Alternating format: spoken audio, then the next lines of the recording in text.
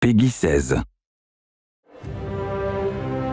Destiny has fundamentally shifted with Forsaken, and I think that what you're going to see from now on is a lot of the philosophies that we learned and demonstrated are going to be carried forward. New pursuits, pinnacle activities, raids, new weapons, and more power to go after. And that's what the seasons and the annual pass are about. Every time you log in for the reset on Tuesday, something's happening in the world that's changing. It's going to be like a little advent calendar where you're unwrapping the little gifts underneath the tree, not knowing exactly what's in them.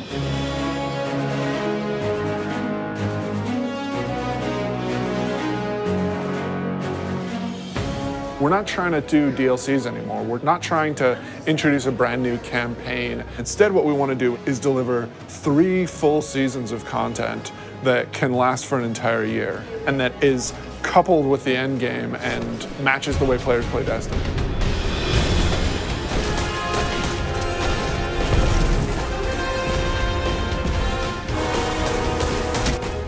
We're taking a really different approach this time around. We're changing that paradigm a lot. We're changing because of the player feedback. We're changing because of the reception to Dreaming City. And we're changing because players want to be able to experience the game, not just in day one feast mode. They want that buffet to last throughout the year and give them the reasons to keep coming back. For Forsaken, the quote was like, it's an end game with a campaign, not a campaign with an end game. And we are definitely like adding to the end game. Seasons are really about having content that is available for all players. It's Iron Banner, Crucible, holiday events.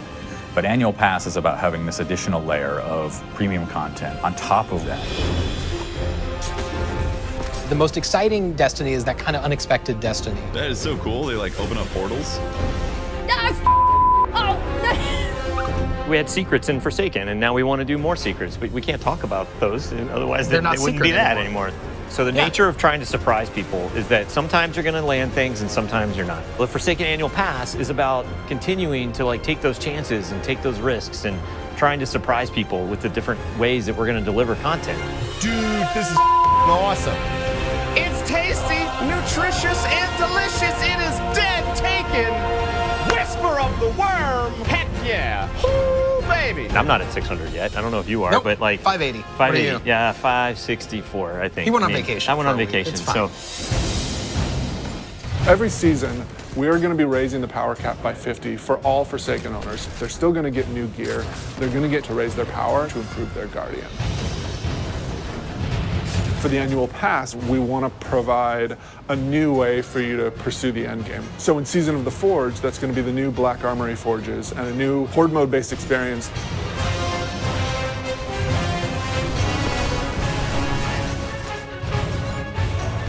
In Joker's Wild, Season of the Drifter, that's going to be new Pinnacle Gambit activities that you can play with your friends.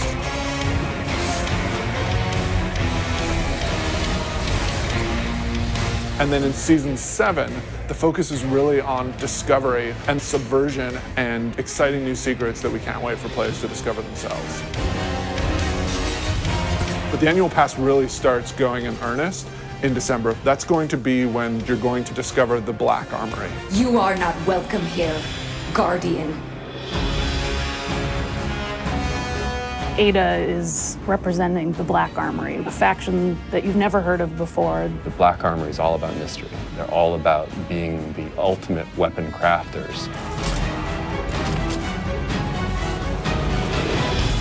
Ada has been keeping the secrets of the Black Armory since the Golden Age, trying to keep them away from Prying eyes of the Vanguard. keep them away from the prying eyes of the Vanguard. She doesn't really trust Guardians, but some of the secrets have been lost even to her. She needs you to go out into the world and hunt down each forge. Reclaim it, reignite it, and build out the arsenal even further. You will have to push back waves of enemies so that you can actually get your components into the forge and manufacture your weapon yourself. You're the blacksmith, and you're forging those weapons. Yeah. Like sci-fi meets magic. We've heard players asking for matchmaking and activities. This new Forge activity delivers on that. We're trying to address the challenge with like Escalation Protocol and Blind Well, where we know you want to play with people, you want to matchmake with them, and so this is our first step into solving that problem. The Black Armory is these lost craftsmen who develop these special weapons that from foundries we haven't seen before, all coming from the Norse and Japanese and French family lines. There's 3 families that were involved in the Black Armory. You can definitely feel the theming in those weapons and the backstories and how they came to be and the roles that they perform. Izanagi's burden is the crazy sniper rifle, where you have a magazine of 4 rounds, and if you do the special reload, it actually crams all 4 bullets into a single round that does damage. That is brutal and will like totally compete with Whisper and Sleeper. It's a sniper rifle that can body shot an enemy. That's all I need to say. The bow is from the French family. It's beautiful. It feels a little thorny in the way it plays. If you like Thorn from Destiny 1, you're gonna love this bow.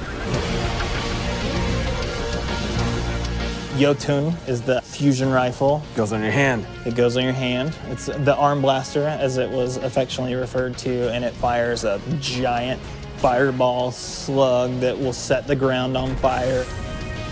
And it follows you. And it will track you down and murder you. It knows where you live. So we've got 5 new exotics, including 4 brand new awesome weapons and 1 old favorite.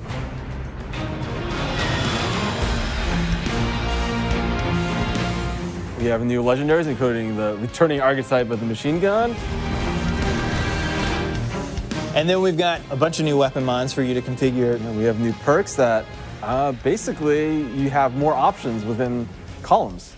You have more options within columns. If I had like Rampage and then Dragonfly, I could choose to pick between them. Yeah, you can choose. You can choose. In Black Armory, it's about new weapons, new activities, and doing all the pursuits to get more powerful to go into the raid. We're gonna mix it up. We're gonna go in the city. Like, we've never done anything like that before, and it's awesome. And you drop straight into this old part of the city that you haven't ever been in because it's been off limits. It's about the unexpected. It's got vehicles. It's different in a very refreshing way. It's a throwback to Wrath of the Machine style combat. It's much more focused on high action, high adrenaline. Keep the throttle pegged. That would be my my advice. We really don't want to be a box product that you think of as being on a disc. We want to be a world that evolves and changes over time. Anytime you try something new, it's going to be uncomfortable, it's going to be scary, but we got to forge ahead. Like, the world's changing, games are changing, it's time to set a new course. Yeah. We don't want to play it safe. We want to take risks, and we want to have this annual pass explore some of these areas that we haven't done before. We think that started with Forsaken, and we liked what we did, and we want more of it.